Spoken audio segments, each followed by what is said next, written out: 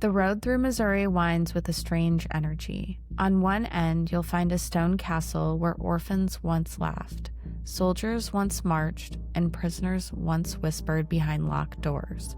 And some say their voices still echo there today. Drive further, and you'll pass an old steel bridge over the river, long abandoned, where phantom headlights are said to cross even though there's no cars. There's a sharp curve in the Big Piney River so treacherous it was said to choke the devil himself. A palace where applause is heard from empty balconies, and a family mansion where tragedy left shadows so deep visitors swear the lamps never truly left. It's a road where soldiers vanish, disembodied voices rise from blasted stone cuts, and where history and legend blur together in the glow of neon and the mist of the rivers.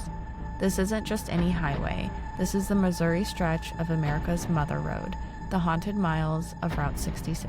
I'm Ash, and I'm the daughter. I'm Liz, and I'm the mom. And this is The Lesser Known.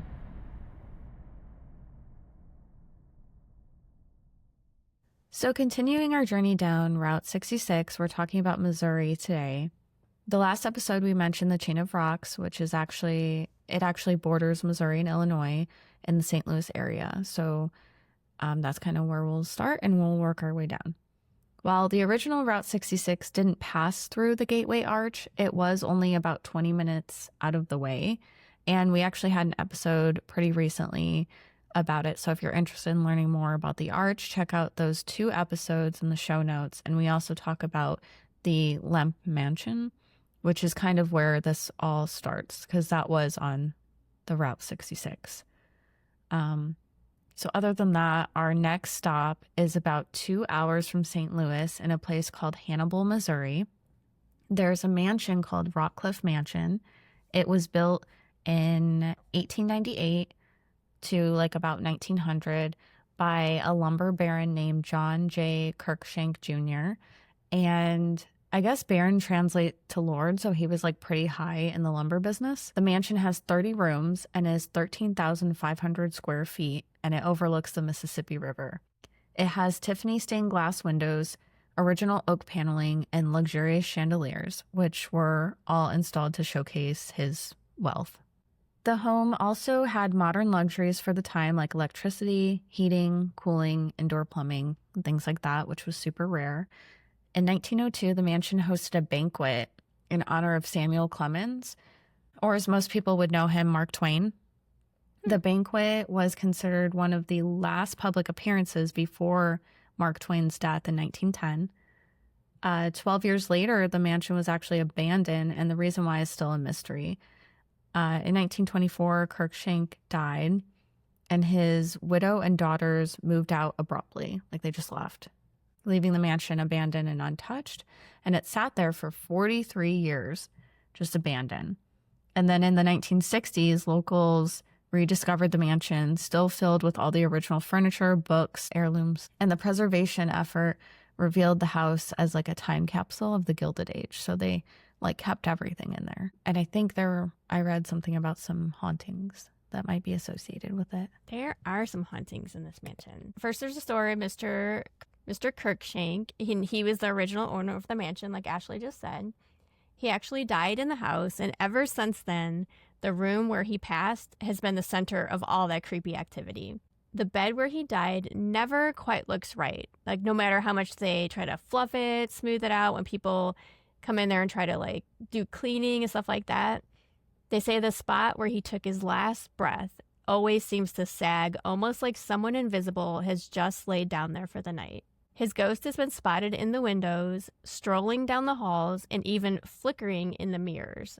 Can you imagine like looking in the mirror and like you just see this like creepy face in the mirror? So no thanks. Yeah, that's scary. So there's also a creepy portrait of Cruikshank hanging downstairs, and visitors absolutely hate it. The eyes follow you around the room, and they say it's not like a regular, you know, like some photo, like old photos, looks like they're staring at you, but they say this one actually looks like it's like the eyes are moving, following you. That's weird. I feel like people actually do like have paintings that do that though. Like they're painted to do that. You know what I mean? Mm-hmm. Yeah. That'd be crazy if they did that. If like they purposely did that so that people would be creeped out. So caretakers have reported footsteps echoing in the upper levels, doors slamming shut. One paranormal investigator even brought a camera into the bedroom, and they said that the camera would focus on every single inch of the room except on the bed where Cruikshank died. So the camera would not focus there. It almost makes me think that his ghost is obstructing it or something. Do you know what I mean? Maybe that's why. Yeah, I would just think it would be the opposite. It wouldn't focus anywhere else but there. Another haunted area in the mansion is the third floor classroom.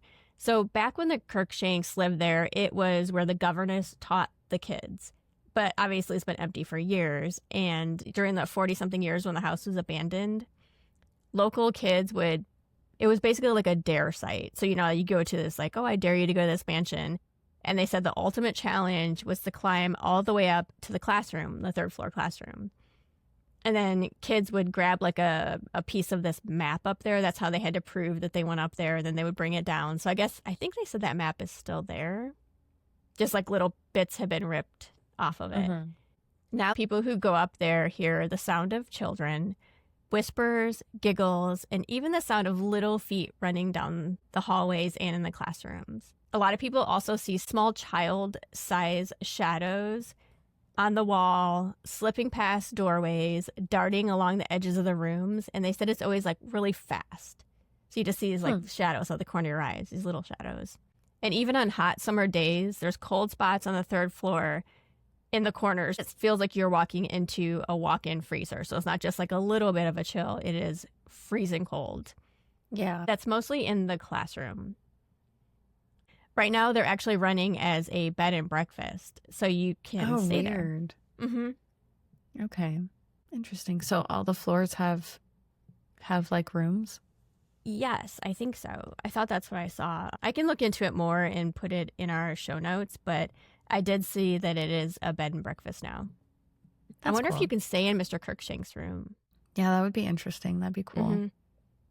I doubt it, though. We'll see. Because there's so many other rooms. I would imagine they would keep that one kind of sacred. Unless it was the most haunted, because we get those a lot. Where you can stay in the most haunted room. True. Yeah, interesting. Well, the next thing that I have is another theater. I feel like we talk about a lot of theaters on Route 66. I think it's pronounced Gillios or Gillows. We'll just go with Gillows Theater, located near Springfield, Missouri, which is about 4 hours from the Rockcliffe Mansion. Built in 1926 by Maurice Ernest Gillows. It was the first theater to introduce Technicolor into the region and hosted the early American Idol auditions before closing in 1980. And so Technicolor is the first colored stuff. It's not, you know what I mean? It was an actual movie theater. I just think, and it's cool that they hosted early American Idol auditions. I thought that was really cool. The venue has also hosted legendary entertainers throughout its history, including films starring Charlie Chaplin and performances by Elvis. The premieres held at the theater have also drawn notable guests, including President Reagan and his wife Nancy. And during Prohibition, there was a secret speakeasy that was tucked away inside the theater, so guests could enjoy liquor while watching the movies and stuff. Those same hidden rooms and passages still exist in the theater today. So again, this was one of the things that faced demolition. After it declined and was closed, the community fought to restore it, and they reopened in 2006 as a thriving performing arts center. So people still use it today. And the restoration crew actually discovered old murals and architectural stuff hidden between the layers of paint and plaster. So it's when they were trying to demolish it, they found all this old stuff. I think it'd be really creepy if they found bodies hidden in the walls. Yeah, I wish. Yeah. I would love to one day get I know this would be scary, but get an old house and be able to refinish it. I think that would be so cool. Yeah. You ever see those houses with stained glass windows? Because I followed this person and they did that in Italy. They bought a house for basically nothing, and then they're restoring it and they're finding all this stuff, and I think that would be so cool. Yeah, I think that'd be fun. and just do like a vlog about it, like about the whole restoration. Yeah. Something I wanted to tell you. Okay. Yeah. Yeah, I think that would be really cool. Mm-hmm. Especially like I think finding stuff is really Mhm. cool, like time capsule type things. And there's actually another place in Springfield. It's called the Pythian Castle. In 1914, it began as an orphanage and a retirement home for the Knights of the Pythias, which was like a fraternal order. And later it served as a military hospital and a prisoner of war camp during World War II, and a tuberculosis sanctorium. So I'm assuming that these have some creepy things associated with it. The building was constructed of Carthage stone and styled to look medieval, with turrets, towers, and secret passages. In 1942, during World War II, the U.S. military purchased the building and it became part of the O'Reilly General Hospital and also served as a prisoner of war camp for German and Italian soldiers. After the war, it continued as a military facility for decades before eventually being sold to private hands in 1990. And so that's kind of what happened there. So what are the hauntings associated? So there's definitely a lot of ghosts here. And one of the most talked about spirits in Pythian Castle is a ghost known as Jess. Some people call him Jeff, but they said based on the historic records, he's probably Jess. And his story is pretty sad. He was a man who lived in the castle when it was being used for a home for the terminally ill. So like you were talking about the tuberculosis and all that. He suffered from throat cancer, and the pain became so unbearable that he ended his life in the building. Ever since then, people started seeing his spirit. Visitors describe his presence as in different ways, but most of them are unsettling. They said they hear what sounds like labored breathing, like raspy, gravelly sounds, and it echoes through the hallways. A few investigators claim they've picked up a voice on the recorders, and it's low and scratchy, and it sounds like he's struggling to talk. Oh. And then there's also sudden drops in temperature, almost like someone's standing right next to them. So it's like warm on one side, and then on the other side of them, it's ice cold. And they feel like they've actually felt pressure around their throat. And it's almost like invisible hands are like tightening around their throat, making it really uncomfortable to breathe in there. He's also been spotted as a shadowy figure. They say he's tall and thin and sometimes hunched over, just moving through the hallways. And they said especially near the basement in the old theater area, people catch him out of the corner of their eye and then they turn and then they don't see anything. Many guests say that being near him is just like if you have that feeling of that cold next to you, you feel sad and you just feel like there's a lot of pressure and you feel like crying and you like it brings you to tears. Aww. But I found this video on YouTube and it's about the ghosts of Pythian Castle, like actual pictures of ghosts of Pythian Castle. Oh, so cool. I will be putting, obviously I'll link that, but I'm also going to, on YouTube during this section, I will be putting the pictures of the ghosts. If you're watching it on YouTube, you'll be able to see these. I'm not going to explain them while I am talking about it, but I'll just have them kind of cycling through as I'm talking about this. So if you want to watch it on YouTube, you can actually see the pictures. In the basement, there's a spirit they call Boots. And he got that name because people hear heavy footsteps and it sounds like boots dragging and echoing and pacing the basement corridors. Just like imagine this, because if you watch the videos, you can see like when I describe corridors, like underneath the castle, all these long tunnels. And so when people are walking down those long tunnels, they hear like boots like scratching the floor behind them, and I would just be like, that's so creepy. The air in the basement feels heavy and oppressive, and cameras often glitch, flashlights die, and batteries drain in seconds. So that's the other scary thing. If you went down there and your phone dies, like, no, thank you. In the service tunnels, people hear banging on pipes, footsteps that follow them, kind of like I was talking about with Boots, and even whispers that sound like a soldier or a maintenance man. The presence down there doesn't feel evil, but it does feel like it wants you to just kind of get out. Like, it's like, all right, you're seeing your thing, but like, you got to go. Yeah, gotta move on. Yeah, get up out of there. And then also in the basement, during World War II, parts of the building were converted into cinder block rooms to house the German and Italian prisoners. The records are spotty, but They obviously think that, I'm sure some prisoners suffered and died. They're prisoners of war, so I'm sure there was a lot of tragedy down there. I should have said this at the beginning. They do have records that over 100 people have died in this building. The tunnels have a lot of energy. They say that shadows flicker, there's voices that call out, and there's like banging on the pipes, things like that. The castle is owned by a woman now, and they said that she woke up one night to the sound of 2 gunshots in her room. And when she opened her eyes, a man in full army fatigues was standing in front of her, over her bed, staring down at her, and then disappeared. Oh, that's creepy. I would move immediately. She must like this stuff. I mean, you can't move into a 100-something-year-old castle and not expect some ghosts. And it was used as like a prison, basically a lot of tragedy there. Others have reported the same type of phenomenon in the basement. The paranormal teams captured an EVP recording. It was the voice, and they said that the girl was named Lillian. So they're not sure who she was. She could have been either a child or a caretaker, but it was a lady's voice. Then upstairs, the hauntings are a little different upstairs. The castle, like you were saying, Ashley, was used as an orphanage. So there was like dormitories, nurseries for children. And on the second floor, you hear childish giggles, tiny footsteps, and then whispers drifting through the silent rooms. In the nursery, toys move on their own. Ghost hunters have actually caught orbs of light appearing in photos. Some people have seen small, shadowy figures darting behind curtains or beds like children playing hide and seek. Creepy. Near the upstairs bedrooms, there's a woman in white. No one knows who she is, and they don't know if she's connected to the kids, like she was a caretaker, a housekeeper. They're not really sure who she is, but she's often seen.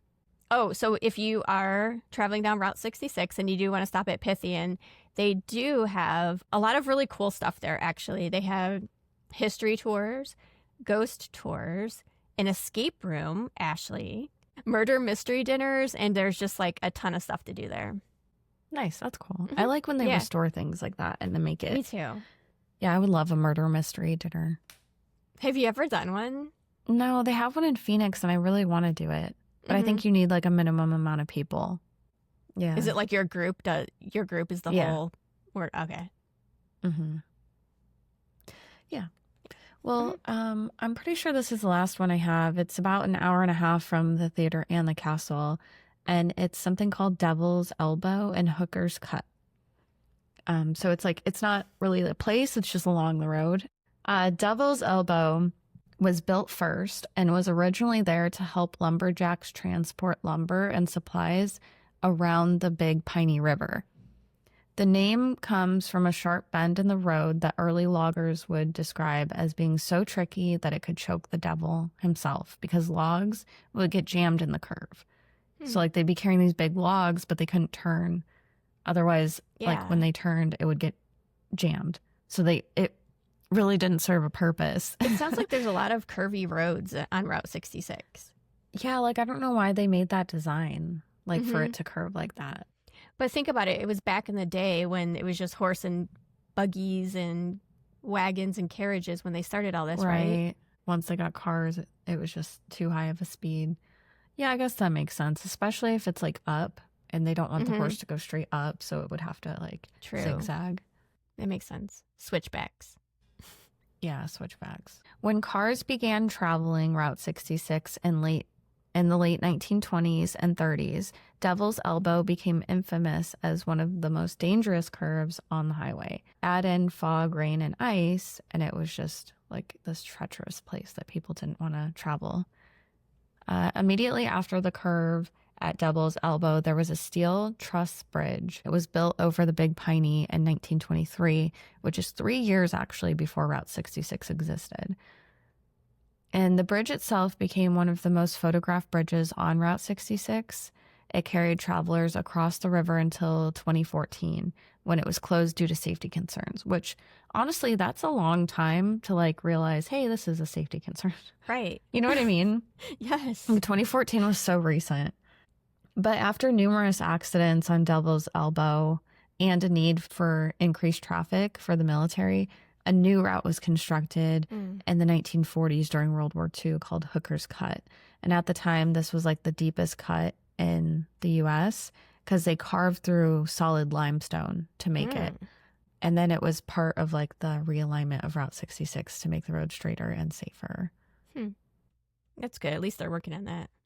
Is that named after someone? I mean, where'd they get the name Hooker's Cut? I don't know. Yeah, I was wondering the same thing too.